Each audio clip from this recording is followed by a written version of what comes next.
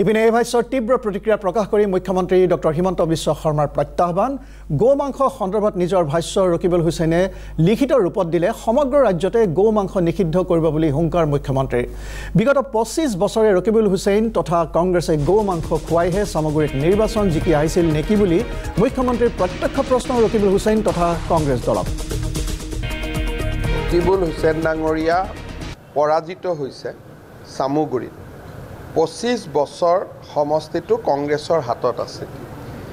সামগ্ৰীৰ দৰে সমষ্টিত 27000 ভোটত হৰাটো কংগ্ৰেছ দলৰ ইতিহাসৰ আটাইতকৈ ডাঙৰ কলংকিত অধ্যায় 27000 ভোট সামগ্ৰীৰ দৰে সমষ্টিত হৰাটো এটো ভাৰতীয় জনতা পাৰ্টিৰ বিজয় যিমান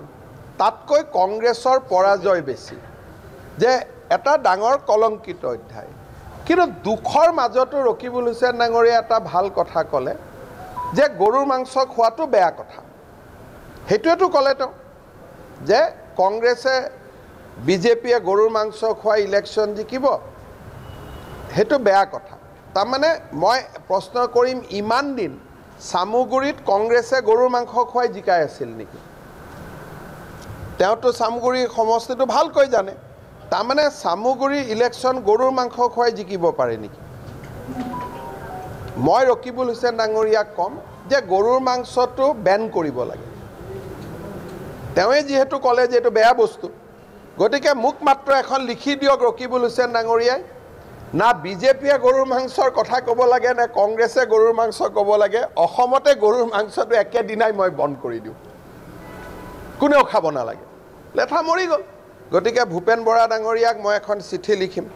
তেওঁক মই সুধিম যে আপুনি যদি সঁচাকৈয়ে গৰুৰ মাংস বন্ধৰ পোষকতা কৰে ৰকিবুল হুছেইন ডাঙৰীয়াৰ লাইনত